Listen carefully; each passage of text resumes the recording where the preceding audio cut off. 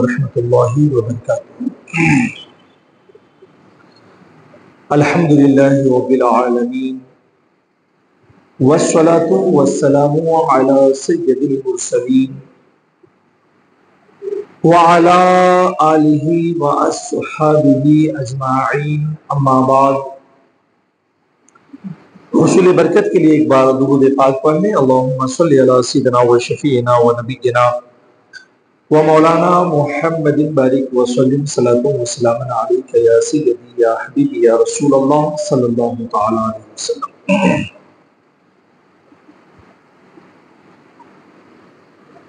اگر آپ دنیا کی کسی بھی قوم پر غور کریں گے تو ایک چیز آپ پائیں گے کہ دنیا میں وہی قوم زندہ ہے جو اپنے پیچھے اپنی تہذیب رکھتی ہے، اپنی ثقافت رکھتی ہے، اپنا ایک کلچر رکھتی ہے۔ ورنہ دنیا میں ابھرنے والی ہزارہا قوموں کی تاریخیں صرف کتاب میں ملتی ہیں، ان کی شجاعت کے اعتبار سے، ان کی بہادری کے اعتبار سے، ان کی سیاست کے اعتبار سے، ان کی تدبر کے اعتبار سے، مگر آج کی تاریخ میں اس قوم کا نہ وجود ہے، نہ کوئی پتہ ہے، نہ نام و نشان ہے۔ اگر آپ غور کریں گے کہ جس قوم کی تاریخ سے صفحات بھرے ہوئے ہیں اور جس قوم کی تاریخ کے حوالے سے ان کی سیاست کو، ان کے تدبر کو، ان کی شجاعت و بہادری کو مثال اور نمونے کے طور پر پیش کیا جاتا ہے، پھر کیا وجہ ہے کہ اس قوم کا کوئی وجود نہیں ہے اور وہ قوم صفحہ ہستی سے مٹ کر رہے گی؟ تو اس کی بنیادی وجہ آپ کی نظروں کے سامنے یہی آئے گی کہ قومیں وہی زندہ رہتی ہیں جن کے پیچھے ان کی تہذیب ہو، ان کی ثقافت ہو، ان کا تمدن ہو، اور پھر وہی قوم زندہ رہتی ہے جو قوم اپنی تہذیب کو سنبھال کر کے رکھتی ہے، اپنے تمدن کو سنبھال کر کے رکھتی ہے، اپنی ثقافت کو سنبھال کر کے رکھتی ہے۔ لیکن جو قوم اپنی تہذیب و ثقافت کو بھلا دیتی ہے یا پھر کسی اور کی تہذیب و ثقافت کو گلے لگا لیتی ہے تو پھر ایسی قوم کو مٹتے ہوئے دیر نہیں لگتی ہے، ایسی قوم کا وجود صفحہ ہستی سے مٹ جاتا ہے۔ تہذیب کیا ہے؟ یہ ثقافت کیا ہے؟ اگر اسے موٹے لفظوں میں بیان کروں تو آپ اس کو اس طرح محسوس کریں گے کہ ایک مذہب اپنے ماننے والوں کے لیے زندگی کے ہر شعبے میں، چاہے وہ ولادت کا مسئلہ ہو، چاہے نکاح کا مسئلہ ہو، چاہے موت کا مسئلہ ہو، یا اس کے علاوہ شادی بیاہ کا مسئلہ ہو، رہن سہن کا مسئلہ ہو، کھانے پینے کا مسئلہ ہو، اٹھنے بیٹھنے کا مسئلہ ہو، معاش و معیشت کا مسئلہ ہو، زندگی کے تمام شعبے میں مذہب جو اصول دیتا ہے، مذہب جو قانون دیتا ہے، مذہب جو دستور دیتا ہے، وہی قانون، وہی دستور انسان کی زندگی کے گزارنے کے لیے تہذیب کا حصہ بن جاتا ہے۔ ہم قوم مسلم کی نہ صرف ایک خوبصورت تہذیب ہے بلکہ ایک ایسی تہذیب ہے جس نے زندگی کے ہر شعبے میں دنیا کے تمام مذاہب کے ماننے والوں کو متاثر کیا ہے۔ یہی وجہ ہے کہ پڑھا لکھا طبقہ جب مذہب اسلام کا مطالعہ کرتا ہے، جب مسلمانوں کی تہذیب کو دیکھتا ہے، مسلمانوں کے تمدن کو دیکھتا ہے، تو پھر اسے مذہب اسلام کو گلے لگاتے ہوئے دیر میں لگتی ہے۔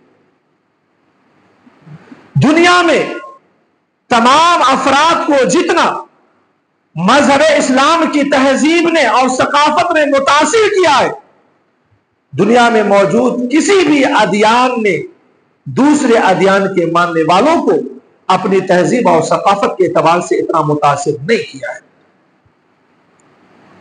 اور سب سے اہم چیز یہ ہے کہ ہماری تہذیب، ہماری ثقافت کا جو ماخذ ہے وہ ہے قرآن، وہ ہے سنت نبوی علیہ الصلوۃ والسلام، وہ ہے سیرت مصطفیٰ جان رحمت صلی اللہ علیہ وسلم، وہ ہے صحابہ کا طور و طریقہ، وہ صحابہ کی زندگی کا عملی نمونہ، جس عملی نمونے کو، جس زندگی کے حصے کو انہوں نے قرآن کے سانچے میں، سیرت رسول کے سانچے میں، سنت نبوی کے سانچے میں ڈھالا تھا۔ یہی وہ خوبصورت تہذیب آج تک ہمارے پاس الحمدللہ قرآن جیسے ماخذ کی حیثیت اور شکل میں موجود ہے، حضور کی سنتوں کی شکل میں، مختلف احادیث کی کتابوں کی شکل میں موجود ہے، نبی علیہ الصلوۃ والسلام کی سیرتوں کی شکل میں موجود ہے، صحابہ کرام کی تعلیمات کی شکل میں موجود ہے، جبکہ دنیا کے مختلف ادیان کے ماننے والوں کی نہ تو آج مذہبی کتابیں اس شکل میں موجود ہیں جس شکل میں انہیں دی گئی، نہ ان کے پاس کسی ایسے رہنما کا طور طریقہ ان کی زندگی موجود ہے جس کو نمونے کے طور پر اپنانے لے، ایسی کوئی چیز ان کے سامنے موجود نہیں ہے۔ لہذا ہمارے پاس ماخذ موجود ہے، ہمارے پاس اسلام کی تعلیمات بعینی کتابوں میں موجود ہے، اور الحمدللہ مذہب اسلام کی تہذیب، مذہب اسلام کے تمدن کا حسن اور اس کی خوبصورتی خود اپنی کشش کو زمانے میں دکھاتا ہے اور لوگوں کو اپنی طرف کھینچتا ہوا نظر آتا ہے۔ اب سب سے چیز جو سمجھنے کی اہم ہے وہ یہ ہے کہ ہماری اپنی ایک تہذیب ہے، اور اسی تہذیب کے حسن نے کہیں نہ کہیں ہمیں باقی رکھا ہے، کہیں نہ کہیں ہمارے وجود کو باقی رکھا ہے، اور یہ تہذیب بعینی اور قرآن اور سنت کے ماخذ کی شکل میں ہمارے پاس موجود ہے۔ مگر ایک بات کو یاد رکھ لیجئے کہ دنیا میں مختلف تہذیبوں کا تصادم اور ٹکراؤ ہمیشہ ہوتا رہا ہے، بلکہ عالم یہ ہے کہ دنیا میں جو تہذیب اور تمدن موجود ہے اور پائے جاتے ہیں، اس میں ٹکراؤ پیدا کرنے کی کوشش کی جاتی ہے۔ بالخصوص مذہب اسلام کا تہذیب اور اس کا تمدن، اس کی تمدن جو اپنی خوبصورتی کے ساتھ موجود ہے اور لوگوں کے لیے ایک کشش رکھتی ہے، اس تہذیب کے لیے ٹکراؤ کی کیفیتیں پیدا کی گئی۔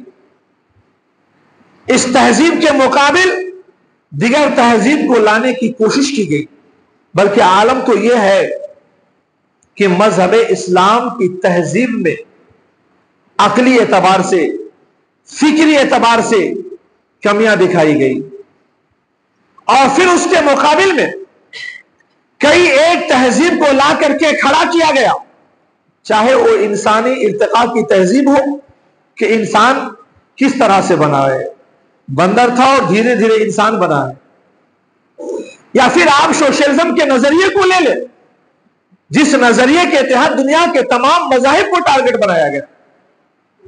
آپ محسوس کریں گے کہ آخر اسلام نے جو برحق نظریہ دیا ہے، اسلام کی ایک سچی جو تہذیب موجود ہے، پھر کیا وجہ ہو سکتی ہے کہ آخر اس تہذیب سے دوسری تہذیب کو ٹکرانے کی کوشش کی گئی؟ آخر کیا وجہ ہو سکتی ہے کہ اسلام کی تہذیب کے پیچھے اسلام مخالف تہذیب کو فروغ دینے کی کوشش کی گئی؟ اس کے پیچھے ایک واضح نظریہ موجود تھا کہ کسی بھی طور پر اسلامی تہذیب کو کمزور کیا جائے، اسلامی تمدن کو کمزور کیا جائے، اسلامی ثقافت کو کمزور کیا جائے، اور اس طریقے سے اسلامی تعلیمات کا جو نظریہ مسلمانوں میں موجود ہے، اسلامی تعلیمات کو جو آج مسلمانوں نے گلے سے لگا کر کے رکھا ہے، ان تعلیمات سے، ان نظریے سے مسلمانوں کو دور کیا جائے۔ اور اب اس حقیقت کو آپ نہیں ٹھکرا سکتے ہیں، اس حقیقت کا آپ انکار نہیں کر سکتے ہیں کہ اسلامی تہذیب اپنی خوبصورتی کے باوجود، اسلامی تہذیب اپنے اندر کشش رکھنے کے باوجود، اسلامی تہذیب کے اندر بے پناہ جمالیات موجود ہونے کے باوجود، آج عالم یہ ہے کہ جب اسلامی تہذیب کے مقابل میں، اسلامی تمدن کے مقابل میں جب دوسری تہذیبیں آئی ہے تو اسلام کی تہذیب کو، اسلامی تمدن کو، اسلامی ثقافت کو سب سے زیادہ جس سے زد پہنچائے اور سب سے زیادہ جس سے نقصان پہنچائے وہ کوئی اور نہیں ہے بلکہ خود مسلمان ہیں، جنہوں نے اپنی تہذیب کو نقصان پہنچایا ہے، جنہوں نے اپنے تمدن کو نقصان پہنچایا ہے، جنہوں نے اپنی ثقافت کو نقصان پہنچایا ہے۔ اور اگر مختلف صورتوں کا جائزہ لیا جائے کہ آخر اسلامی تہذیب کو مسلمانوں سے کیسے نقصان پہنچا ہے، اسلامی تمدن کو مسلمانوں سے کیسے زد پہنچا ہے، اسلامی ثقافت کو اگر مسلمانوں سے کیسے نقصان پہنچا ہے، تو اس کی درجنوں صورتیں بیان کی گئی۔ بہت ساری صورتیں تو میں یہاں پہ بیان بھی نہیں کر سکتا، مگر دو چیزیں بڑی بنیادی ہیں۔ ایک بنیادی چیز یہ ہے کہ مسلمانوں نے اسلام، قرآن، سنت، اسلامی تہذیب، اسلامی تمدن اور اسلامی ثقافت سے زیادہ جس چیز کو ترجیح دی ہے وہ اپنی دنیا داری کو ترجیح دی ہے، وہ دنیا کے مال و منال کو ترجیح دی ہے، دنیاوی عیش و عشرت کو ترجیح دی ہے، اپنی انا کے بقا کو ترجیح دی ہے، اپنے ٹھاٹ باٹ کی زندگی کو ترجیح دی ہے، اپنی شان و شوکت کی زندگی کو ترجیح دی ہے، اور انہی خواہشات میں مسلمانوں نے خود کو ایسا ڈبویا کہ اسے ذرہ برابر فکر نہیں رہی کہ اسلامی تہذیب کہاں جا رہی ہے، اسلامی تمدن کہاں جا رہا ہے، اسلامی ثقافتوں کا حال کیا ہو رہا ہے، اس سے مسلمانوں کو کوئی پرواہ نہیں۔ اور دوسری چیز، جنہوں نے مسلمانوں سے اسلامی تہذیب و ثقافت کو زد پہنچایا ہے وہ ہے مسلمانوں کے اندر خوف، خشیت، للہیت کا کم پڑنا اور روحانی تعلقات اور رابطوں سے مسلمانوں کا دور ہو جانا۔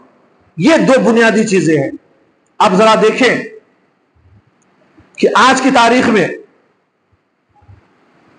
مسلمانوں کے ابتدا سے لے کر انتہا تک ساری تعلیمات موجود ہیں، سارے نظریے موجود ہیں، مگر آپ سوچیں کہ آج کون سا نظریہ فروغ پا رہا ہے، آج کون سی تہذیب فروغ پا رہی ہے۔ بچے کی ولادت کے وقت ایک موٹی سی مثال آپ دیکھ لیں، اسلام نے ایک تہذیب دی، ایک نظریہ دیا، ایک تعلیم دی کہ 7ویں دن میں بچے کا نام رکھ دیا جائے، اس کا عقیقہ کر دیا جائے اور دیگر سنتوں کے مطابق یہ کام انجام دے لیے جائے۔ اب ذرا سوچیں کہ آج ہمارے پاس خواہشات، دنیاوی دکھاووں کا اتنا عمل دخل ہو چکا ہے کہ آج حالت یہ ہو چکی ہے کہ اس تہذیب اور ثقافت پر تو عمل کرنا درکنار، مسلمانوں نے اس کے مقابل میں ایسی تہذیبوں کو اپنا لیا جس سے اسلامی تہذیب مسخ ہو رہی ہے اور اسلام کی تعلیمات کا مذاق اڑتا ہوا نظر آ رہا ہے۔ 4 سال ہو گئے، بچے بال سر میں رکھے ہوئے ہیں، عقیقہ نہیں کرایا گیا۔ کیوں نہیں؟ یہ فلاں درگاہ پہ جائیں گے تو وہیں عقیقہ کریں گے، وہیں جا کر کے بال کٹوائیں گے۔ کس نے کہہ دیا آپ کو؟ کس نے کہا آپ کو اس تہذیب کو اٹھا لیں، آپ گلے لگا لیں؟ کیا یہ ہمارے دین کا حصہ تھا؟ آپ نے ایسی چیز کو اپنایا ہے جو سنت کے مقابل ہے، جو نبی پاک علیہ الصلوۃ والسلام کے سیرت کے مقابل میں، جو سنت اور سیرت کے مقابل میں آ جائے وہ چیزیں ہمارے نہ دین کا حصہ ہو سکتی ہے نہ ہماری تہذیب کا حصہ ہو سکتی ہے۔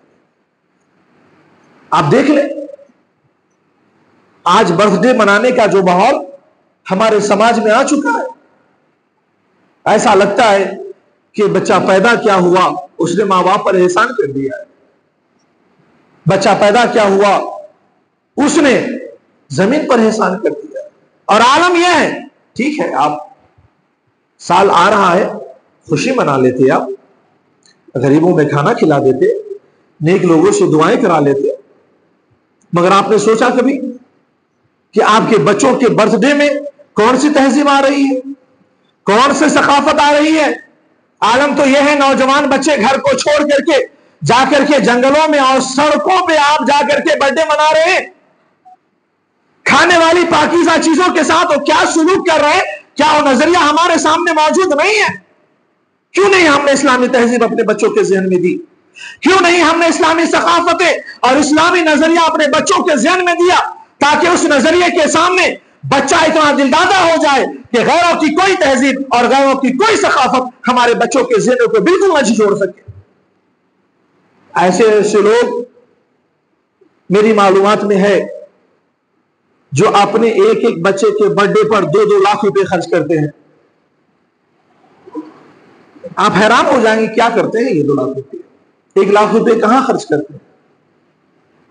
عالم یہ ہے کہ آپ کے قوم کے غریب کے بچوں کو پڑھنے کے لیے آج فیس بھرنے کے لیے روپے نہیں ہے۔ عالم تو یہ ہے کہ بیشتر بچوں کو آج خوشیاں منانے کے لیے اچھے کپڑے میسر نہیں ہیں۔ آج بچوں کو اسلام مسلمان کے بچوں کو آگے بڑھنے کے لیے ذرائع موجود نہیں ہیں، اور اللہ نے اگر آپ کو دے دی تو آپ اپنی خواہشات نفس پہ خرچ کر رہے ہیں، آپ اپنے عزت نفس پہ خرچ کر رہے ہیں، آپ اپنے دکھاوے پہ خرچ کر رہے ہیں۔ اسلامی تہذیب کو گلے سے لگائیے، ورنہ یاد رکھ لیجئے کہ اگر اسلامی تہذیب کو آپ نے ایسی ہی ٹھکراتے رہے تو ایک دن آئے گا کہ آپ کا وجود بھی ختم ہو جائے گا، اور یاد رکھ لیجئے اچھے سے نہیں بہت برے انجام سے ختم ہوگا۔ شادی آپ دیکھ لیں کہ شادی کے حوالے سے اسلام نے جتنا خوبصورت نظریہ دیا ہے شاید کہ کسی ادیان کے ماننے والوں نے اتنا خوبصورت نظریہ دیا ہو، مگر آپ جا کر کے دیکھ لیں کہ آج شادی کے نام پر آج کیا ہو رہا ہے۔ شادی جو اسلام کی تہذیب کا ایک خوبصورت حصہ تھا، آج عالم یہ ہے کہ آج شادیوں میں صرف خواہشات نفس، دکھاوا اور اپنے بڑے پن کے اظہار کے لیے آج ایسے ایسے عیب کو شادیوں میں شامل کر لیا گیا۔ غیروں کی تہذیب کو مسلمانوں نے شادیوں میں اس طرح سے جگہ دے دی کہ اندازہ لگانا مشکل ہو جاتا ہے کہ کلمہ پڑھنے والے بھی ہیں اور اسلام نے کوئی تعلیمات نہیں رکھی ہے۔ کون سی ایسی فضول خرچیاں ہیں جس کو ہم نے اپنے شادی کے نام پر تہذیب کا حصہ نہیں بنا لیا؟ کون سی عیش و عشرت کا حصہ نہیں ہے جس کو ہم نے شادی کے نام پر اپنی تہذیب کا حصہ بنا لیا؟ بتائیے فضول خرچیاں کیا ہماری تہذیب کا حصہ تھا؟ کیا یہ پٹاخے چھوڑنا کیا ہماری تہذیب کا حصہ تھا؟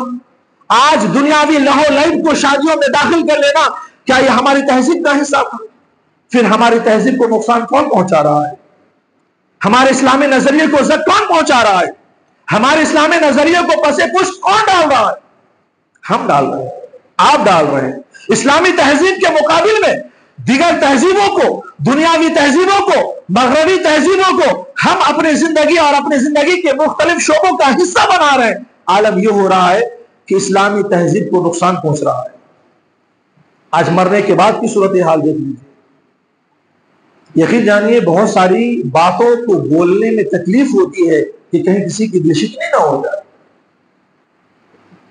مگر بولنا پڑتا ہے کہ آج مرنے کے بعد ناش کو 2-3 دن تک محفوظ رکھنا ہم نے نہ جانے کس تہذیب کا حصہ بنا لیا ہے۔ صورتحال یہ ہو چکی ہے مرنے کے بعد لوگوں کو کھلانا، عالم یہ ہو چکا ہے کہ لوگ قرضے لے کر کے کھلا رہے ہیں۔ کیا یہ سال ثواب کا یہی ذریعہ تھا؟ کون سی تہذیب کی طرف ہم جا رہے ہیں؟ عالم تو یہ کہ کبھی کبھی حیرانی ہوتی ہے کہ یہ تہذیب ہے کس کی؟ یہ تو دوسروں کے اندر بھی یہ تہذیب نہیں پائی جاتی ہے، مگر مسلمانوں نے اسلامی تعلیمات کے مد مقابل فقط اپنی خواہشات کے لیے الگ الگ تہذیبوں کو اپنی زندگی کا حصہ بنا لیا۔ عالم یہ ہے کہ اسلامی تعلیمات دبتی چلی جا رہی ہے، اسلامی تعلیمات کا چہرہ مسخ ہوتا جا رہا ہے، اسلامی تہذیبیں غرق ہوتی جا رہی ہیں، جہالت والی تہذیبیں، غیروں والی تہذیبیں ہمارے اوپر حاوی ہوتی جا رہی ہیں، اور اس کی 2 بنیادی وجہ ہے پہلی بنیادی وجہ ہے مسلمانوں کے دلوں کے اندر دنیا داری کا داخل ہو جانا، عیش و عشرت کے جذبے کا داخل ہو جانا، خواہشات نفس پہ ڈوب جانا، دکھاوے کا داخل ہو جانا. یہ وہ چیزیں ہیں جس کے تحت مسلمان آج اپنی تہذیبوں کا گلا اپنے ہاتھوں سے گھوٹتا ہوا نظر آ رہا ہے. اللہ دنیا کمائیے لیکن اس لیے کہ دنیا میں کسی کے آگے ہاتھ نہ پھیلانا پڑے. دنیا بنائیے اس لیے کہ اپنی زندگی کو پرسکون گزارا جائے. دنیا کمائیے اس لیے کہ مال کے ذریعے اگر کسی کا حق ادا ہو سکتا ہے تو وہ کریں گے. مال کمائیے اس لیے کہ اسلام اور اسلام کے فروغ کے لیے ہم کیا کر سکتے ہیں وہ ضرور کریں گے. مگر دنیا صرف آپ نے اس لیے کمایا کہ دنیا میں عیش و عشرت کریں گے، دنیا میں خواہشات نفس کا خیال رکھیں گے. عالم تو یہ ہے کہ کبھی کبھی افسوس ہوتا ہے کہ مسلمان جیسی قوم بھی آج حلال و حرام کے امتیاز کو بھلا کر حرام کو بھی ضرورت کے لیے نہیں بلکہ حرام کو صرف دنیا کے لیے کما رہی ہے، دنیاوی عیش و عشرت کے لیے کما رہی ہے، دنیاوی ساز و سامان کے لیے کما رہی ہے، دنیا بنانے کے لیے کما رہی ہے، بڑی بڑی بلڈنگیں بنانے کے لیے کما رہی ہے، بینک بیلنس بڑھانے کے لیے کما رہی ہے. تو ہے ہماری ایسی زندگی پر کہ جس زندگی کے پیچھے اسلام نے اپنا خوبصورت نظریہ رکھا ہو، اسلام نے اپنی خوبصورت تہذیب رکھی ہو، اور وہاں پر آپ نے حلال و حرام کو بھلا کر حرام کو بھی اپنایا تو ضرورت کے لیے نہیں بلکہ صرف دنیاوی عیش و عشرت کے لیے آپ نے اپنایا. اور اس دنیا کے لیے جس دنیا کا ٹھکانہ نہیں ہے، جس دنیا کو چھوڑ کر کے جانا ہے، جس دنیا کے بہترین خوبصورت مکانات کو چھوڑ کر کے جانا ہے، بینک بیلنسوں کو چھوڑ کے جانا ہے، نہ جانے آنے والی نسلیں، آنے والی اولادیں اس کے ساتھ کیا سلوک کرے گی، اس کا نظریہ بھی ہمارے سامنے موجود رہی ہے. ہمارے لیے یہ صورتحال ہو چکی ہے. اس لحاظ سے دنیا کے جاہ کی محبت، دنیا کے مال کی محبت، دنیا کے عیش و عشرت کی محبت، غیروں کی طرح دکھاوا، ان چیزوں کو دلوں سے نکالیں. خدا کے لیے، دین کے لیے جینا سیکھیں. اپنے زندگی کا ہر کام دین کے مطابق اور اسلامی تہذیب کے مطابق کرے، ورنہ یاد رکھے ہمارا وجود مٹانے میں غیروں کا نہیں خود ہمارا اپنا ہاتھ ہوگا. لوگ کہتے ہیں کہ دیکھیں تہذیب سب کی اپنی ہے. آج عرب والے کتنے ہی بےہودہ کیوں نہ ہو جائیں مگر بتاتی ہے کہ ان کا لباس بتاتا ہے کہ ان کی کوئی تہذیب ہے، ان کا کھان پین بتاتا ہے کہ اس کے پاس تہذیب ہے، ان کا رہنا سہنا بتاتا ہے کہ ان کی تہذیب کا کوئی حصہ ہے. ظاہر سی بات ہے کہ ہمارے پیچھے ایک تہذیب ہے اور اس کی حفاظت ہمیں خود کرنی ہے. اور آج عالم یہ ہو چکا ہے کہ آپ پہننے اوڑھنے میں، آپ اپنے وضع قطع رہنے سہنے میں، آپ اپنے کھان پین میں، آل اولاد کی تعلیم و تربیت میں، ہر شعبے میں آپ اٹھا کر کے دیکھ لیں تو ہم نے اسلام اور اسلامی تہذیب سے زیادہ غیروں کی تہذیب کو ہم نے زندگی میں حصہ دیا ہے. چاہے وہ تعلیم کے نام پر ہو، چاہے وہ تربیت کے نام پر ہو، چاہے وہ رہن سہن کے نام پر ہو، پہناوا اوڑھاوا کے نام پر ہو، کھان پین کے نام پر ہو. عالم یہ ہے کہ ہم نے اسلامی تہذیب کو گلے سے اتار کر غیروں کی تہذیب کو گلے میں ڈال دیا. اور یہ تہذیب اگر مٹ گئی نا، اسلامی تہذیب اگر ہم سے ختم ہو گئی نا، تو یاد رکھ لیجئے بہت دنوں تک پھر آپ کا وجود نہیں رہ پائے گا. جیسے کہ بہت ساری قومیں دنیا میں ابھر کر کے آئی مگر ان کے پیچھے ان کی اپنی تہذیب باقی نہیں رہی، تو تاریخ کے صفحے میں موجود تو رہ گئے مگر دنیا سے مکمل طور سے ان کا خاتمہ ہو گیا. دوسری چیز جو آج مسلمانوں کی تہذیب کو تکلیف مسلمانوں کے ہاتھوں پہنچا رہی ہے، وہ مسلمانوں کے دلوں سے خوف و خشیت الہی کا نکل جانا ہے، ان کی روحانیت کا کمزور پڑ جانا ہے. عالم تو یہ ہے کہ آج مسلمان حرام کاریاں بھی پوری ڈھٹائی سے کر رہا ہے. ٹھیک ہے مسلمان کچھ نہیں کہے گا، ہو سکتا ہے انسان کچھ نہیں کہے گا، تو آپ بھول گئے کہ آپ سے خدا آپ کا حساب نہیں لیتا. کیا آپ کو رب کے روبرو آپ ٹھہر کر حساب نہیں دینا ہے؟ اگر اتنا بھی خوف ہوتا تو آپ اپنی تعلیمات اور اپنی تہذیب کا گلا نہ گھوٹے ہوئے ہوتے. یہ خدا کے خوف اور اس کی خشیت کا دلوں میں ماند پڑ جانا آج ہماری نسلوں کو اور ہمارے لوگوں کو آج بہت دور اسلام سے لے جا کر غیروں کی تہذیب میں دھکیل رہی ہے.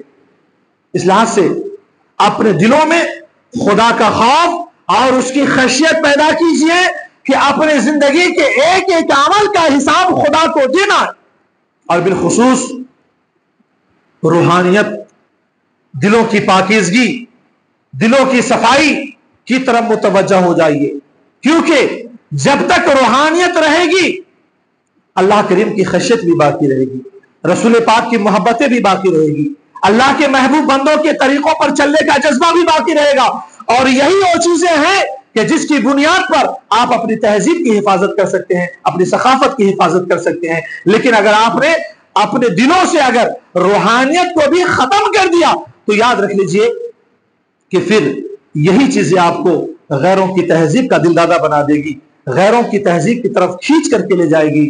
آج کی تاریخ میں آج پورے عالمی منظر کا آپ اگر نظارہ کیجئے تو آپ کو اس بات کا یقین ہو چلے گا کہ تہذیبوں کا ٹکراؤ بڑی تیزی سے ہو رہا ہے، تہذیبوں کا تصادم بڑی تیزی سے ہو رہا ہے، تہذیبوں کا مقابلہ بڑی تیزی سے ہو رہا ہے۔ پیدائش کے مقابل میں کون سی تہذیب ہے جو اسلام کی تہذیب کے مقابل میں دی جائے؟ نکاح کے موقع پر کون سی تہذیب ہے جو اسلام کے تہذیب کے مقابل میں دی جائے؟ موت و حوت کے وقت کون سی تہذیب ہے جو اسلام کے مقابل میں لا کر کے کھڑا کر دیا جائے؟ تعمیر مکان کے معاملے میں کون سی تہذیب ہے جو اسلامی تہذیب کے مقابل میں لے کر کھڑا کر دیا جائے؟ آج ہماری تہذیب میں قدم قدم پر آج غیروں کی تہذیب حاوی ہوتی جا رہی ہے۔ اپنے وجود کو اگر بچانا ہے تو اپنی تہذیب کو بچائیے، اپنے تمدن کو بچائیے، اپنی ثقافت کو بچائیے، اور یہی چیزیں اگر بچ گئی، رہنے، اٹھنے، بیٹھنے، کھانے، پینے، تعمیر مکان، ولادت، شادی، بیاہ، موت، حوت، زندگی، کاروبار، معاش، معیشت، ہر معاملے میں اسلام کی تہذیب کو گلے لگا لیجئے، انشاءاللہ یہی تہذیبیں ہمیں باقی رکھیں گی، ہمارے وجود کو باقی رکھیں گی، ہماری نسلوں کو باقی رکھیں گی۔ لیکن آپ یہ سوچیں گے کہ دنیا میں دنیا دار بن کر کے جینا ہے، ہمیں کیا اسلام کی فکر کرنی ہے، ہمیں کیا اسلام کی تہذیب کی فکر کرنی ہے، ہمیں کیوں اسلام کی ثقافت کی فکر کرنی ہے؟ تو جب آپ اسلام کی فکر نہیں کریں گے تو پھر آپ کی فکر کون کرے گا؟ آپ جیسی قوم کو اگر روئے زمین سے ختم کر دیا جائے تو اس میں کس کا کیا بگڑنے والا ہے؟ دنیا میں ہزاروں قومیں آئی اور اس کا وجود منٹوں اور سیکنڈوں میں ختم کر دیا گیا، اور اللہ نے اس کی جگہ پہ لا کر کے دوسری قوم کو کھڑا کر دیا۔ آپ خدا کے ہو جائیے، خدا آپ کی حفاظت کرنے والا ہے۔ اللہ کریم کی بارگاہ میں دعا ہے کہ مولا کریم ہم تمام لوگوں کو اپنے فرمان اور پیارے حبیب کے فرمان پر عمل کرنے کی توفیق عطا فرمائے۔ مولا نیک عمل کرنے اور گناہوں سے بچنے کی توفیق عطا فرمائے۔ اسلام سے اور اسلامی تعلیمات سے ہم سبھی کو سچی محبت کرنے کی توفیق عطا فرمائے۔ ہمیں اگر کوئی پریشانی حال ہے تو مولا کریم ان کی پریشانیوں کو دفع فرمائے۔ ہمیں کوئی بیمار ہے، کسی کے ماں باپ، بھائی بہن، خیش و اقارب، اہل و عیال، آل و اولاد بیمار ہے تو اللہ کریم ہر ایک کو شفاء کاملہ اور صحت عاجلہ عطا فرمائے۔ دنیا جہان کے مسلمان بالخصوص اہلیان محلہ اور مسلیان مسجد کے جان مال عزت و آبرو کی حفاظت فرمائے۔ سبھی کو اپنے حفظ و امان میں جگہ نصیب فرمائے۔ مولا کریم ہمارے صحت کی، ہمارے جان کی، ہمارے مال کی، ہمارے عزت و آبرو کی، ہماری اولادوں کی، ہماری نسلوں کی حفاظت فرمائے۔ سبھی کو صراط مستقیم پر چلنے کی توفیق عطا فرمائے۔ ایمان پر مولا خاتمہ نصیب فرمائے۔ عذاب قبر سے محفوظ فرمائے، قبر کی سختیوں سے محفوظ فرمائے، سوال و جواب میں آسانی پیدا فرمائے۔ پیارے حبیب کے نور سے مولا ہماری قبر کو منور فرمائے اور جنت میں نبی کی غلامی نصیب فرمائے۔ وآخر دعوانا ان الحمد للہ رب العالمین۔ استغفر اللہ ربی من کل ذنب وجنبت واتوب الیہ۔